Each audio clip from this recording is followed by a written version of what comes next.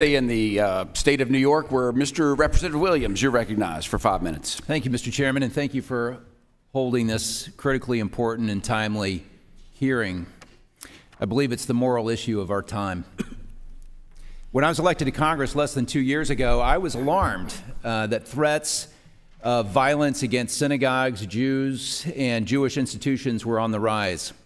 So in March of last year, as one of my first legislative acts, right here in this very room, I introduced an amendment to House Bill number 5 requiring, and I quote, "It is the sense of Congress that all public elementary school and secondary school students should have the opportunities to learn the history of the Holocaust and anti-Semitism," end quote.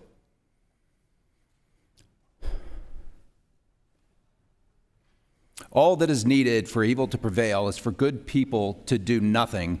And 7 months before the horrific events on October 7th, this committee had the opportunity to speak up and take steps to prevent the growth and spread of anti-Semitism by educating our children. But every single one of my Democrat colleagues voted against that amendment. Every single one. And we submit to the voting results for the record. And now, out of the other sides of their mouths, they pretend to be outraged, yet they do nothing. On October 7th, Hamas announced that it was open season on Jews in Israel. Mr. Banks, kids in your school district got the idea that it was okay to have open season on Jews in New York City public schools. Instead of a reduction in anti-Semitic events in your schools in the wake of this profound immorality of a Holocaust-like massacre of Jews, we've seen an explosion of shocking anti-Semitic events. Mr. Banks, now you say that you're leaning in on combating anti-Semitism. Have the episodes of rape and murder of October 7th been presented to your students of examples of Jew hatred? Absolutely. The heinous events on October 7th, anti-Semitic, and they have been taught now in our schools and are continuing to be taught across many of our schools. Is the former principal at Hillcrest still drawing a salary from New York City public schools today? Yes, he is.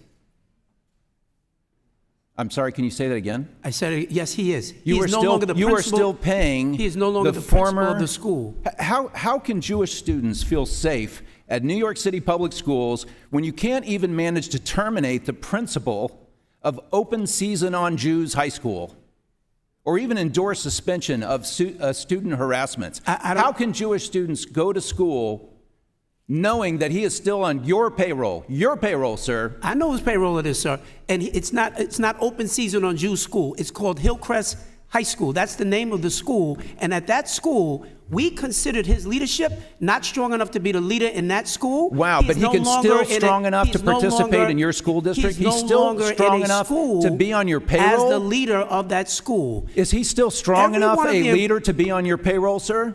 Every one of the employees Is that what you're saying? You're endorsing him to continue on your payroll because he has the moral authority to lead students within our system. Is that what you're saying, That's Mr. Banks? what I said is That's what I just said. Saying. You're saying that he still has the moral authority. I did not say that. That's what you said. That is what I'm asking you. You're justifying his continued employment. That's how you interpret it. And I'm trying to challenge, how can that be? Every employee who works in our schools has due process rights, sir. Due process. We do not have the authority to just because I disagree to just terminate someone. That's not the way that it works in our school system. There are egregious crimes that have been committed under your watch. I want to give you the opportunity, we have 1 minute remaining, to speak directly to the parents of Jewish students in New York City. Think of this, as Jewish parents walk their children to school tomorrow morning, what can we say? What should they say to their children to allay their children's fears? How should they reassure their children that this anti-Semitic nightmare in your school, sir, has come to an end? Please. I speak to Jewish parents on a regular... Please, speak to them now. I'm speaking Cameras to them are rolling right here. Speak to them now. I speak to Jewish teachers and parents and families and what do you every say? Single And what day. do you say? And what I say to them is that we do everything we can to ensure that your child or that you, even as a teacher, are going to be safe in our schools. We don't always get it right. Part of the reason that happened at Hillcrest High School was what I considered a lack of proper supervision in that school. That's why the principal was removed from the school. So the teachers in that school are not unsafe. We removed the leader of the My school. time has expired. I doubt very much that they're comforted that this nightmare is over under your leadership. I'm sorry you feel that way. Let's go to the great state of Connecticut.